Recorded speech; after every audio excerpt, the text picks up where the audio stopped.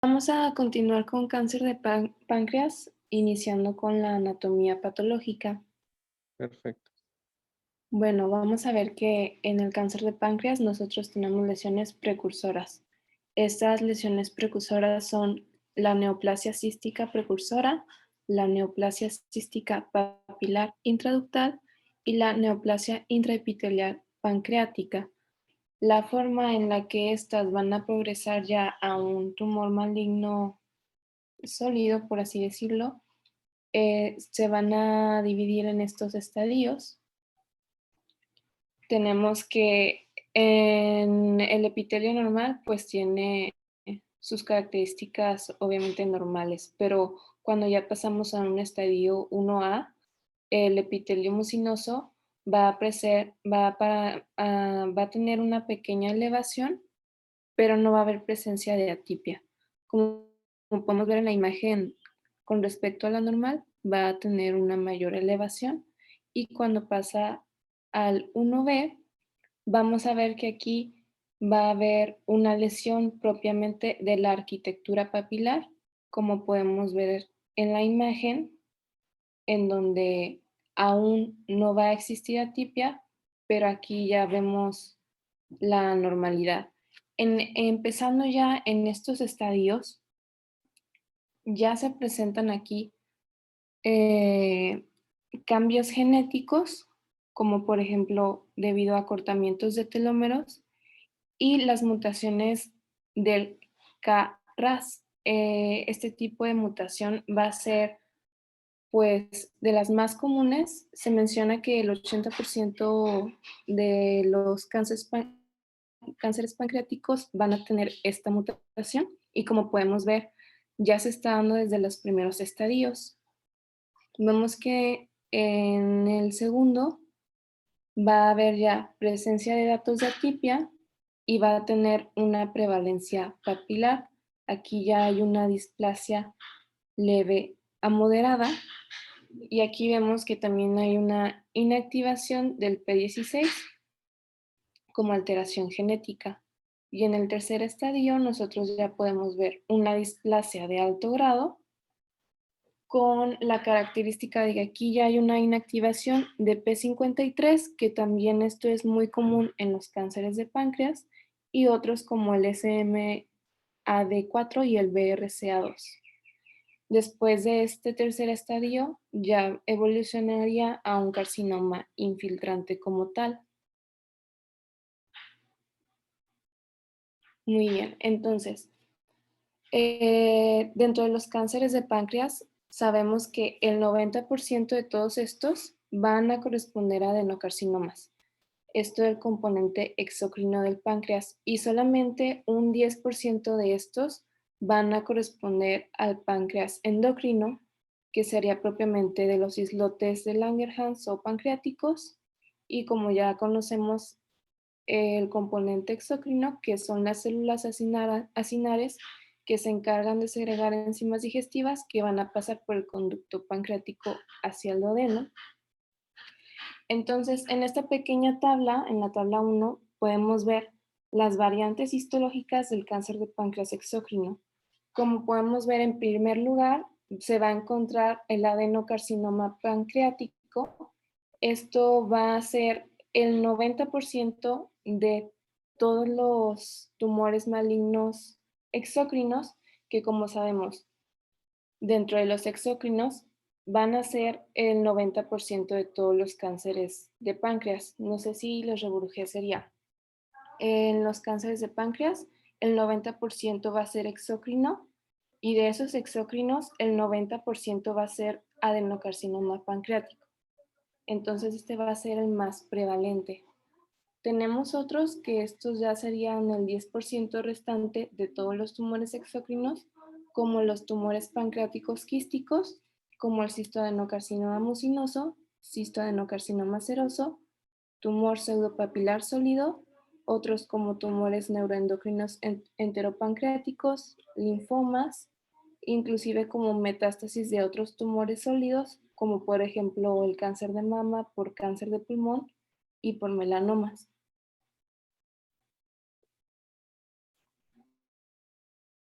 Entonces, dentro de su ubicación anatómica, los cánceres de páncreas en un 60% se van a encontrar en la cabeza del páncreas. Esta va a ser la zona más prevalente de cáncer.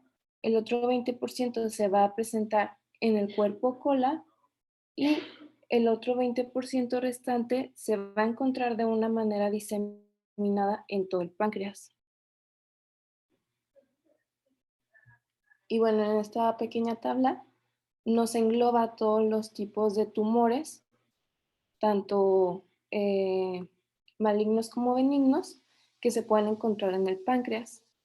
Y como les mencionaba, de los tumores exócrinos, que va a representar el 90% de todos los tumores del páncreas, de un 85 a 90 va a ser adenocarcinoma ductal y otros ya en menor prevalencia, como serían los carcinomas de células en anillo, el adenoescamoso, el mucino papilar intraductal, que este podría ser invasivo y no invasivo, el cistoadenocarcinoma mucinoso, que puede ser invasivo y no invasivo también, y otros como el carcinoma sólido pseudopapilar, el cistoadenocarcinoma seroso, por ejemplo.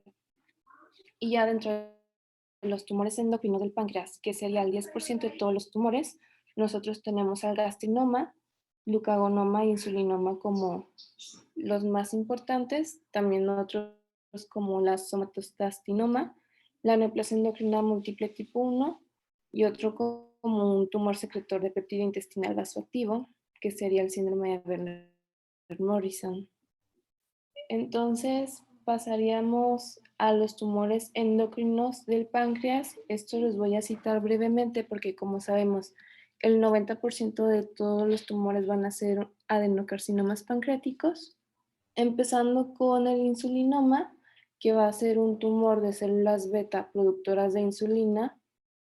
Pueden llegar a causar hipoglicemia clínica significativa porque pues están produciendo insulina, pero generalmente este tipo de tumor suele ser benigno, suele ser en lesiones únicas y solamente el 10% van a ser carcinomas verdaderos. Y esto se va a dar por un diagnóstico de infiltración local o metástasis a distancia, pero solamente va a ser el 10% de los casos de insulinoma.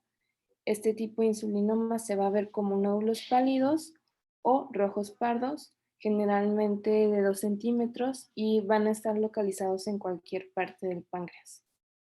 No tienen alguna afinidad. Pasando a los gastrinomas, también llamado como el síndrome de Zollinger-Ellison. Estos, como lo dice su nombre, van a ser tumores que van a excretar gastrina y estos se van a localizar en páncreas o duodeno. Generalmente ya arriba del 50% ya tiene una infiltración local o ya hizo metástasis a la hora del diagnóstico. Y también se menciona que no es inusual encontrar en este paciente otros tumores endocrinos aparte del gastrinoma y se menciona que puede producir úlceras gástricas. Y a la imagen en ese triángulo podemos ver que ese sería el lugar en donde más suele aparecer.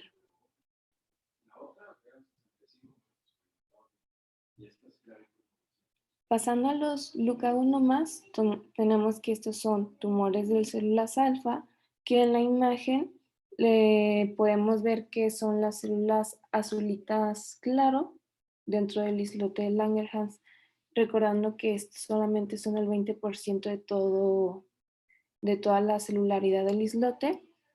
Se menciona que son más frecuentes en mujeres perimenopáusicas o posmenopáusicas y se van a caracterizar por niveles plasmáticos de glucagón muy altos. Ya empezando con el diagnóstico de cáncer de páncreas, nosotros vamos a ver que en las etapas iniciales los pacientes suelen ser asintomáticos y en las etapas avanzadas los tipos de síntomas van a depender del tamaño, en dónde esté localizado el tumor y si presenta metástasis. Entonces, como primeros auxiliares tenemos el marcador tumoral CA19-9. También en pruebas imagenológicas tenemos al ultrasonido Inclusive podemos realizar un cepillado pancreático. Aquí se puede analizar para determinar el gen KRAS y TP53 que les mencionaba que se veían alterados en la mayoría de los cánceres de páncreas, y también podemos hacer uso de una tomografía contrastada o helicoidal. Empezando con el biomarcador CA19-9, este se va a encontrar elevado en el 80% de todos los casos de cáncer de páncreas. Como podemos ver, tiene una sensibilidad de 69 a 93 y una especificidad de 78 a 98. Se menciona que la mayor utilidad de este biomarcador se va a encontrar en el seguimiento y detección de recurrencia de la enfermedad, por lo que se menciona que es muy recomendado hacer su determinación basal previo al inicio del tratamiento, ya sea médico o quirúrgico, junto con los estudios de imagen para ver su seguimiento y ver si hay recurrencia. Entonces tenemos de rango de referencia 35 unidades internacionales por mililitro, y se mencionaba que si se encontraba menor de 100 unidades, hay una resecabilidad factible del tumor, pero si se encuentra muy elevado, arriba de 200, hay un 88% de que este tumor sea irresecable. Pasando al ATAC, vamos a ver que el ATAC va a ser la mejor prueba de imagen inicial para nosotros dar un diagnóstico y una etapificación correcta si hay una sospecha de cáncer de páncreas. Y se menciona que para poder determinar si es resecable o no, es necesario realizar el estudio contrastado en sus fases arteriales y portales para ver si se puede resecar. Y en las imágenes podemos ver que en la primera figura está dada por un contraste vía oral, y podemos ver que hay un desplazamiento del estómago por el tumor que se va a encontrar en el cuerpo del páncreas, y vemos que pues es muy íntimo con el lóbulo hepático izquierdo, está representado con una T. Y en la otra imagen, que podemos ver como una pequeña crucita roja, también ahí podemos observar el tamaño del tumor del cáncer pancreático. Bueno, pasando al ultrasonido endoscópico, se menciona que, bueno, sí, la TAC sería el mejor estudio para un manejo inicial, pero el ultrasonido endoscópico es el mejor para detectar tumores que van a ser menores de 2 centímetros. Se menciona que este va a tener una sensibilidad del 92% y una especificidad del 100%. También se menciona que es muy útil, pues se puede realizar biopsia pancreática en tumores irresecables, en un diagnóstico diferencial entre pancreatitis crónica y cáncer de páncreas, por diagnóstico preoperatorio, sospecha de tumores neuroendocrinos o una lesión quística.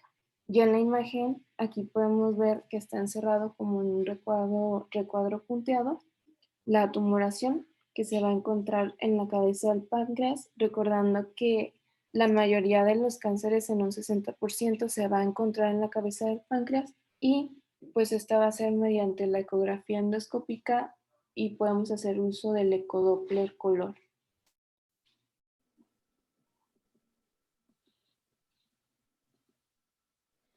Bueno, continuando ahora con el estadiaje, se va a hacer según el TNM en un estadio 1A.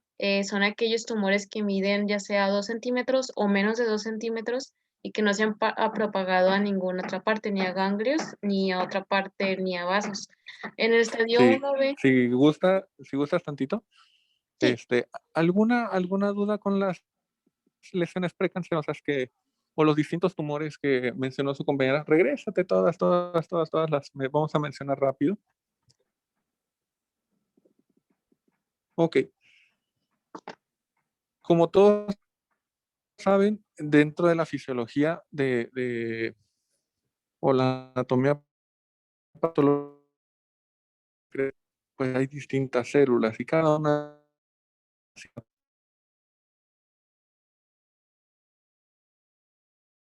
de tumores, lamentablemente, son malignos, la minoría son benignos.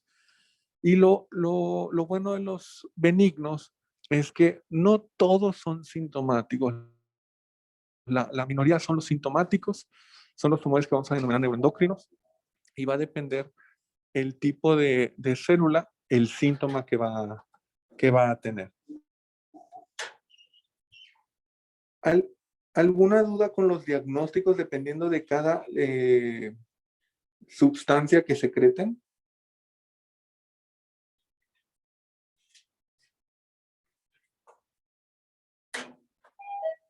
No, doctor. Sí, a todos les quedó muy, muy claro. Bueno, los tumores de páncreas en general es todo un reto diagnóstico.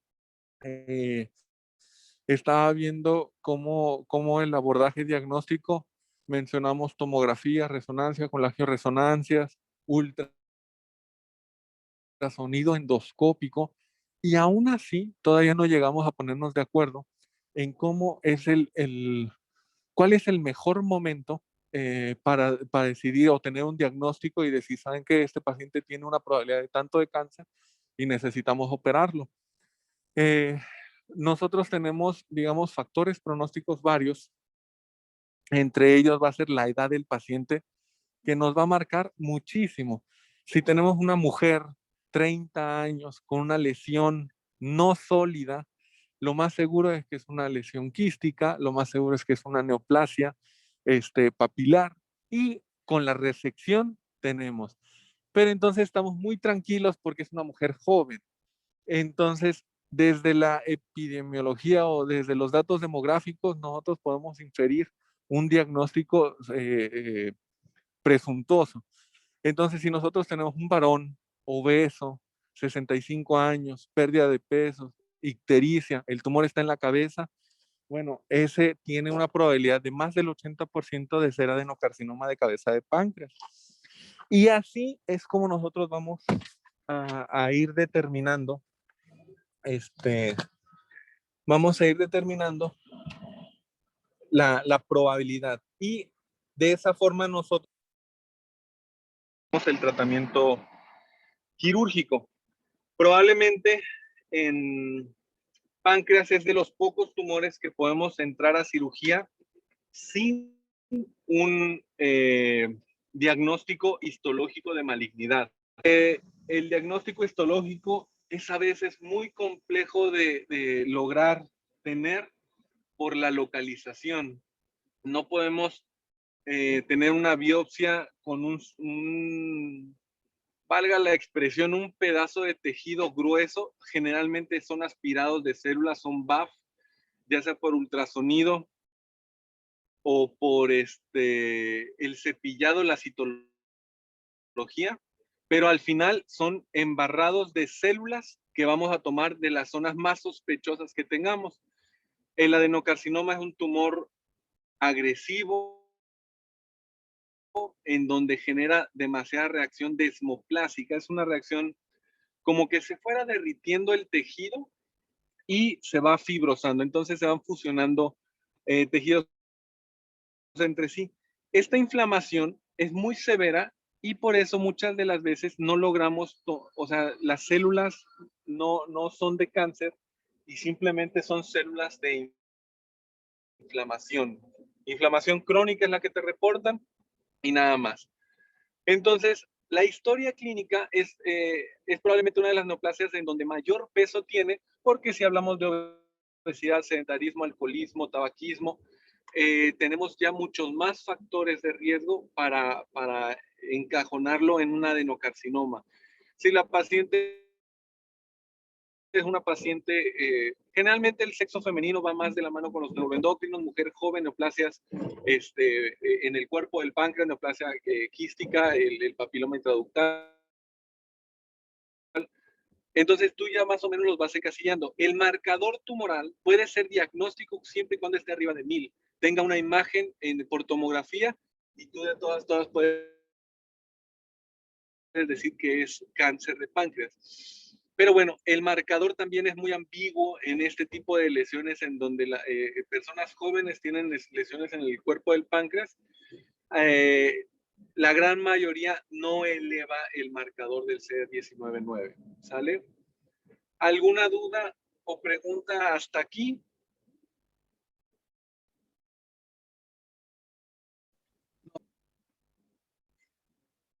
Bueno, ¿sí me escuchan?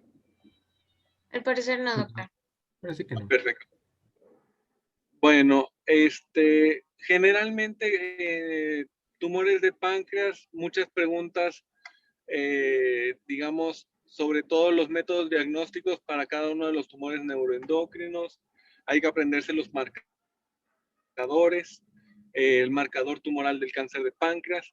Y bueno, seguimos ahí para que siga la clase con los estadios clínicos. Si gustas, doctora, los estadios clínicos, menciónalos no uno por uno, sino en la forma que van infiltrando. Páncreas también tiene sus peculiaridades, qué bueno que trajiste fotitos de eso. Sigue. Ok. Bueno, en el estadio 1 prácticamente no está afectando ni ganglios, ni otras partes del cuerpo, ni siquiera vasos, y el tumor puede estar de 2 centímetros o más. En un estadio... No, 2 centímetros o menos. Sí, en el A es 2 o menos y en el B es de 2 centímetros o más. Es correcto. Abajo de 2 centímetros el tumor está puramente parenquimatoso, tiene muy poca probabilidad de afectación ganglionar, y a partir del B, donde ya mide más de 2 centímetros, ese es un factor pronóstico adverso, puesto que ya tiene una probabilidad de afectación ganglionar por arriba del 23-24%. Perdón, síguele, ya no te interrumpo. Sí, no se preocupe.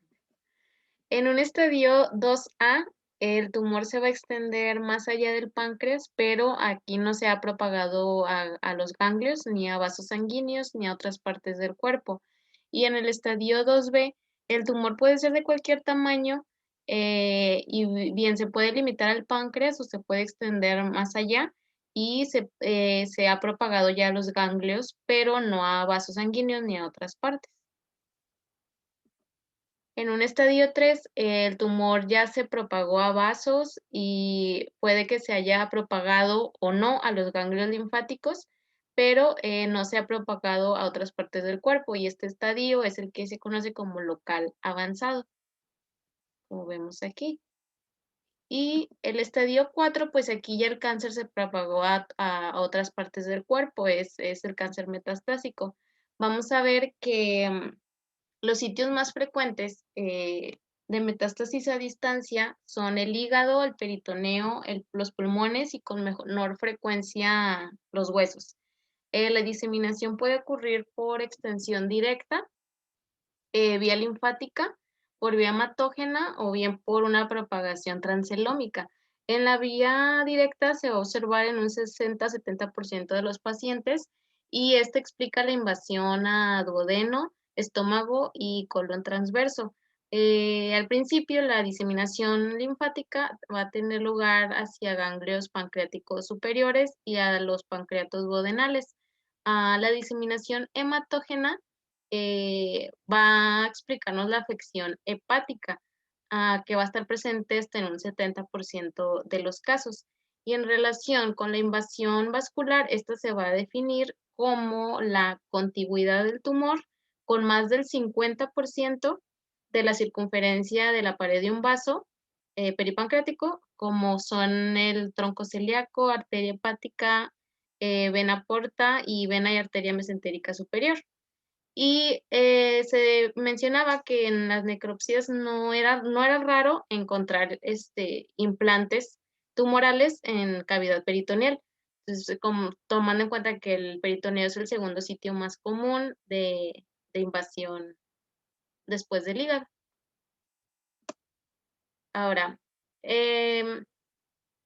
los que van a tener un valor pronóstico van a ser tamaño tumoral, metástasis ganglionares y el margen positivo.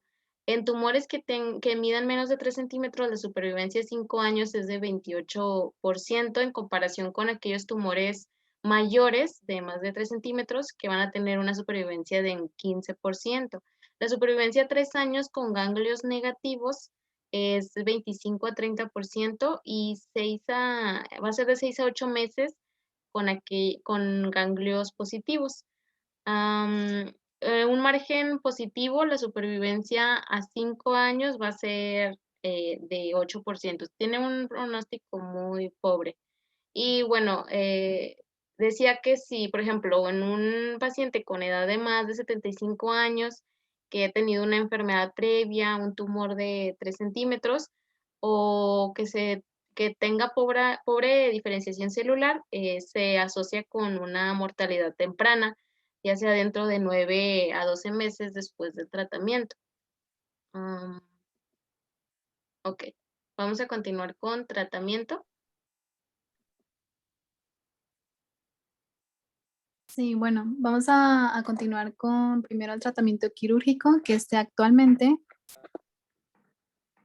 sigue siendo el único método con potencial curativo, en donde es posible la resección en un estadio de T1 a T3, quiere decir que pues, el tumor no se ha extendido hacia otras partes del cuerpo. Entonces, si se fijan, los pacientes que encontramos en estos estadios son muy pocos, el 20%, y aún así, aunque nosotros hagamos una cirugía, su supervivencia a 5 años después de esta cirugía es de 25%, que nos habla que pues, nos está dando resultados muy pobres y pues por lo tanto se están tratando de buscar otros tipos de tratamiento pues, para complementar la cirugía. Entonces, esta va a necesitar una resección completa del tumor para poder tener este propósito curativo, que va a ser pues, que tenga márgenes quirúrgicos negativos y debido a que es muy compleja esta cirugía y tiene un alto índice de morbilidad, entonces se necesita realizar por cirujanos que ya estén familiarizados con este tipo de procedimientos. Y dependiendo de la localización de este tumor, pues va a ser la cirugía que tengamos que realizar. Cuando lo dices así, pues la verdad suena, ¿para qué me opero, no? La parte importante y la parte que a veces mancha las estadísticas es la selección del paciente. Ha habido muchas series en donde se han metido a hacer resecciones vasculares, reconstrucciones, limpian todo, pero el borde posterior de la cabeza del páncreas que está en contacto con los vasos está positivo. Eso significa que dejaste tumor. O sea, fue una mala elección de llevar un paciente a un Whipple. Entonces, esos pacientes generalmente tienen esas pobres sobrevida que tú dijiste, 20%, menos de 2 años, libres de enfermedad. Y bueno, si te pones a ver la curva de supervivencia de un cáncer de páncreas irresecable con pura quimioterapia, es casi 2 años. Y le quitas todo el riesgo de la cirugía. Entonces, pues realmente es lo mismo. Entonces, aquí lo más importante es la selección del paciente. Lamentablemente, muy pocos llegan en un estadio A, totalmente intraparenquimatosos, menores de 2 centímetros. ¿Por qué? Pues porque no tienen síntomas. Entonces, lo mismo, conforme va creciendo hasta ser ictericia, la pérdida de peso, tal vez dolor, pues son tumores mucho más voluminosos que ponen en riesgo este buen pronóstico que pudiera tener. Pero bueno, síguele, doctora. Sí. Entonces, el primer procedimiento que se puede realizar es la pancreatodenectomía, que fue escrita en 1912 por Couch y después fue modificado por Whipple, por eso también se le conoce como el procedimiento de Whipple. Y esta va a ser el estándar para aquel tumor que se encuentra en la cabeza del páncreas. Y pues tiene varias indicaciones, como sería que exista una posibilidad razonable de curación, que la mortalidad no supere la posibilidad de curación y que el paciente se recupere tan rápido como sea posible. O sea, pues es sobre esta selección que está hablando el paciente. Si nosotros vemos que pues, es una persona con edad avanzada, que tiene muchas comorbilidades, entonces pues a lo mejor no sería tan buena opción hacer esta cirugía. ¿Me das a la siguiente? En cuanto a la técnica de este procedimiento de Whipple, así pues es muy difícil, pero en forma general, lo podemos ver en la imagen que está marcada como A. Aquí vamos a remover en bloque lo que es la parte distal del estómago, del píloro, el duodeno, después la cabeza del páncreas y la vesícula biliar.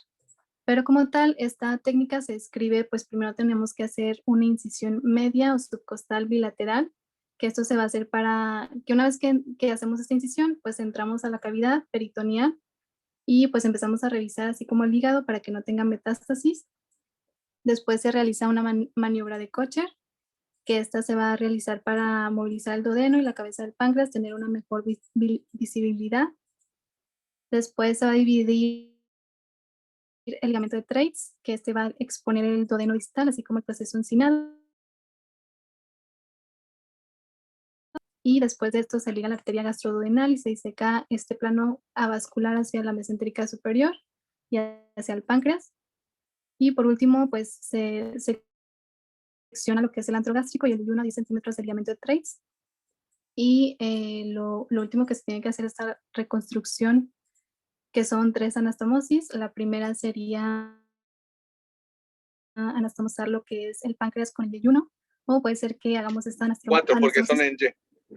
O sea, en total. Pero bueno, está muy bien. Lo que quitas es la vesícula biliar, el píloro, el duodeno del páncreas y un segmento.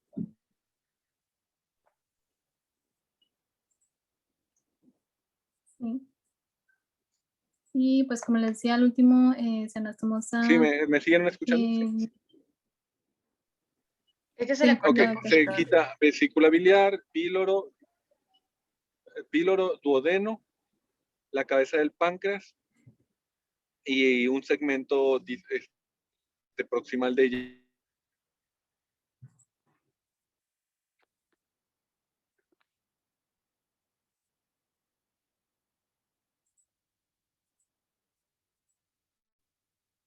Ya no se escucha, doctor.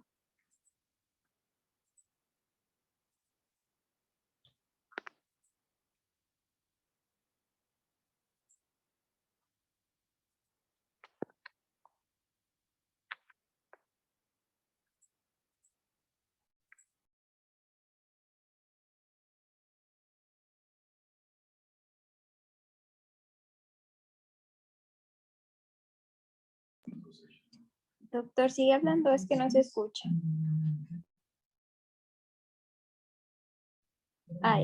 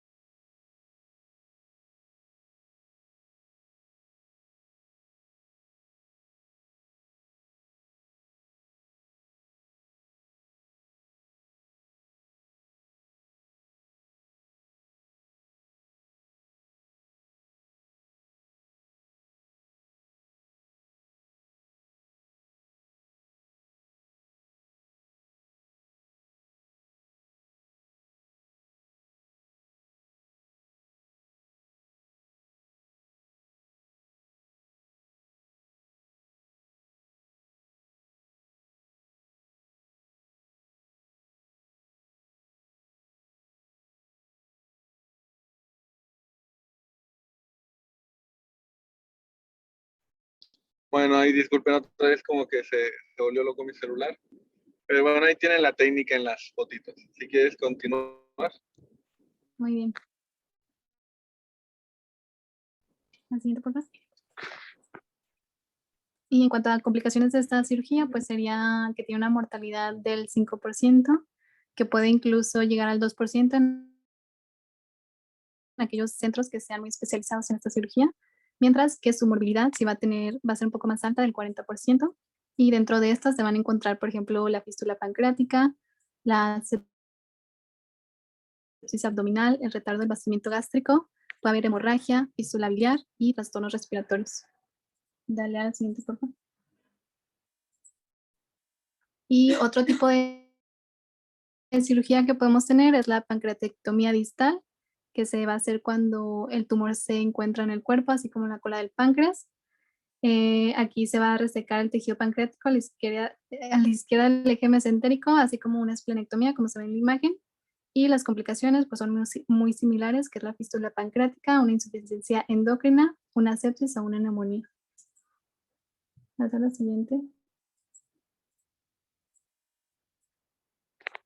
Y también se menciona acerca de los drenajes quirúrgicos, que estos pues se utilizan para detectar estas fugas después de esta anastomosis. Y se comparó en varios estudios el retiro de estas, ya que puede haber varias complicaciones. Lo que se comparaba era si retirarla a los 4 días o a los 8 días, donde se vio que lo mejor sería retirarlo a los 4 días, donde se ha visto que disminuye complicaciones como es la infección, abscesos abdominales y las fístulas pancreáticas. Y algunos factores, pues para que sea más factible que pueda haber este tipo de complicaciones en estos drenajes quirúrgicos, pues sería que tenga una textura suave el páncreas, que exista un conducto pancreático pequeño, que haya una hemorragia importante en la cirugía, que de esta cirugía sea prolongada y que la determinación de la amilasa después del primer día del postoperatorio sea mayor de 5000. Me das a la siguiente. Y pues ya entraríamos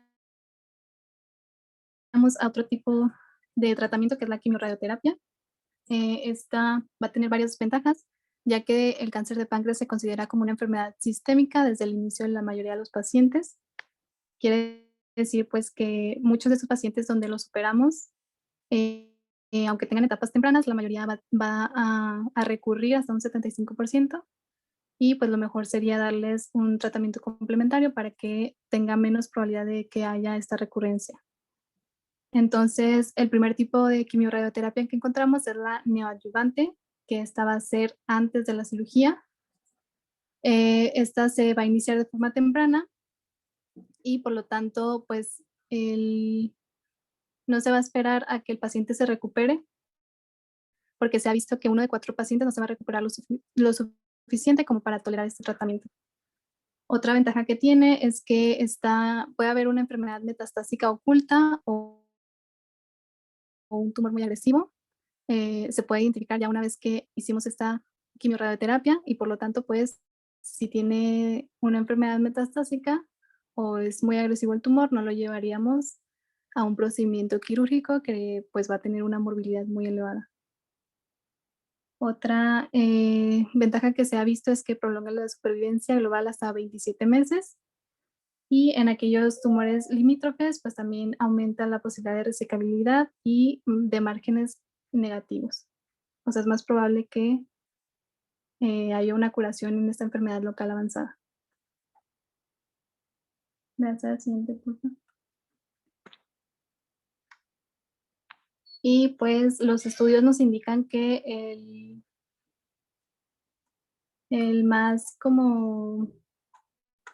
que tiene más ventajas es el FOLFIRINOX, que esta es una combinación de 4 fármacos, que es el ácido folínico, el 5-fluoracilo, el irinotecan y el oxaliplatino, que esto se va a dar por 6 meses o 8 ciclos y después se valora si tiene involucro vascular. En caso de que no tenga, se le da también radioterapia, que son 5 grays, y también capecitabina. Pero en caso de que sí tenga este involucro vascular, pues se le sigue dando quimiorradioterapia de manera constante. ¿Me das la siguiente? Por favor. Y otro tipo de tratamiento pues sería de manera adyuvante, quiere decir que se va a dar después de la cirugía. Aquí se ha visto que hay una disminución en la recurrencia del tumor, también hay una mejora en la supervivencia global, así como también en aquellos pacientes se ha observado un beneficio en aquellos que tengan mal pronóstico. Entonces, das a la siguiente, por favor. Aquí los estudios sí mencionan que se debe de dar sobre todo quimioterapia sola en vez de radioterapia.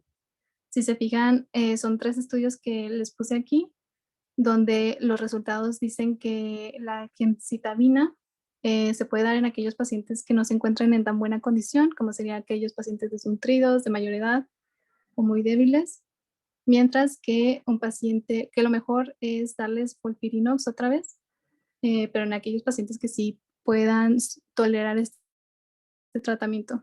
Y esto se recalca mucho, pues porque esta quimioterapia es muy agresiva y tiene muchos efectos adversos, como sería pues la neuropatía, la fatiga, la diarrea. Entonces, pues si vemos que sí la va a tolerar, lo más probable es que sí vaya a completar el tratamiento.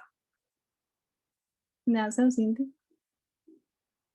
Y en cuanto a la cirugía paliativa, que se va a dar ya pues en casos de que haya metástasis del tumor, este va a ser el único tratamiento posible. Como ya sabemos, pues no va a ser con un motivo curativo, sino solamente para mejorar los síntomas. ¿Cómo sería? Pues los síntomas de ictericia, dolor y obstrucción duodenal. Y para esto vamos a utilizar técnicas como es el stent o anastomosis gastroyeyunales o hepatoyeyunales. ¿Me hace la siguiente?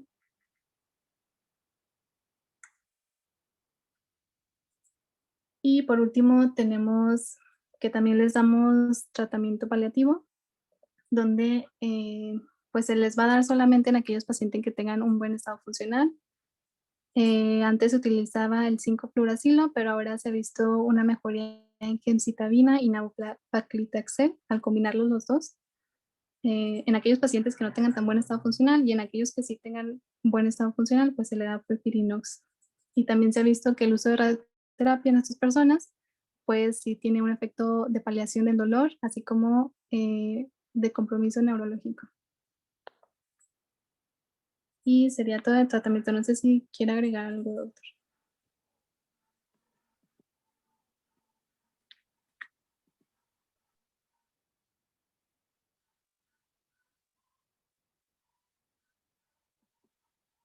¿No tienes de seguimiento? Sí, ya es lo final, doctor. Ahorita lo menciono. Bueno, Ok, perfecto. ujú, sí, Sí. en pronóstico, la tasa, bueno, pues este cáncer es una enfermedad de pobre pronóstico. La tasa de resecabilidad varía de un 11 a un 20% y la mortalidad operatoria va a ser superior al 20%. La sobrevida 5 años para las personas con resección es de 10% y la sobrevida media en los que no han sido resecados, en los que no son resecados es de 6 a 11 meses. La sobrevida en caso de que en individuos que haya ganglios yuxtapancreáticos afectados es de un menos del 5%. Y pues en una enfermedad metastásica tienden a vivir de aproximadamente 2 a 6 meses. O sea, no hay supervivientes a 4 años en los enfermos con metástasis a distancia. Si el cáncer se detecta en una etapa inicial, cuando es posible la extirpación quirúrgica del tumor, la tasa de sobrevivencia a 5 años va a ser, según el estadio, en un 1A de 39%, en 1B 34%, 2A 28%, 2B 21% y un estadio 3 un 11%. Si, bueno, aquí es según cómo esté el cáncer localizado, regional o distante. Si el cáncer se ha diseminado a órganos o tejidos, la tasa de sobrevivencia a 5 años es de un 12 o 13%. Y si ya el cáncer se diseminó a una parte distante del cuerpo, la tasa es del 3%. Esto es un pronóstico pues muy pobre. Y por último, pues el seguimiento, esto según la guía de práctica clínica decía que los primeros 2 años se debe realizar cada 3 meses y en el tercer año se debe realizar cada 4 meses. Ya para el cuarto y quinto año se realiza cada 6 meses y en las revisiones lo que se debe de incluir es el examen físico, determinar el CA19-9, un ataque abdominal y radiografía de tórax. Y eso sería todo, doctor. Muy bien. Bueno, desde la estadificación, nosotros nos podemos, ya mucho lo has mencionado tú, lo ha mencionado tu compañera, que realmente es un tumor agresivo de pobre pronóstico, hablando de adenocarcinoma de cabeza de páncreas. Hablando de los otros tumores benignos o de las neoplasias que sí son malignas, pero son de mejor pronóstico, prácticamente la cirugía es totalmente la curación. Se ha buscado muchas alternativas por lo obvio de que la cirugía no es resolutiva, sobre todo que hay muchísimos pacientes que llegan a desatiempo. Entonces, la quimioterapia, el esquema que tú mencionas, realmente pocos pacientes toleran ese esquema. Sí existe, se usa muy poco por lo mismo. Generalmente un paciente típico de tumor de cabeza de páncreas va a tener afectación al estado general, ictericia, o sea, difícilmente va a tolerar 4 fármacos a la vez. Entonces, generalmente se quedan con el otro que dijiste, que es la gemcitabina, ¿no? Ese es la droga más usada, tanto en adyuvancia como en tratamientos paliativos. Y bueno, un tratamiento nuevo que también empezamos a usar aquí en la 71, tiene poco que lo empezamos a usar, es la radioterapia neoadyuvante. Todavía tenemos poca experiencia nosotros personalmente, sin embargo, en los papeles dicen que les confiere un aumento en cuanto a la recurrencia, o sea, disminuye el periodo, disminuye la recurrencia local y con algunos autores menciona que aumenta la sobrevida global. Eso es como muy ambiguo todavía, pero bueno, en algunos se atrevieron a decir que mejoraba la supervivencia global. Y cuando modificamos la supervivencia global en cualquier tumor, realmente es algo muy bueno y necesitamos aprender a duplicarlo, pues, para que nos hagamos expertos también en ese rubro. Entonces, bueno, esa es la conclusión del cáncer de páncreas. ¿Dudas, preguntas?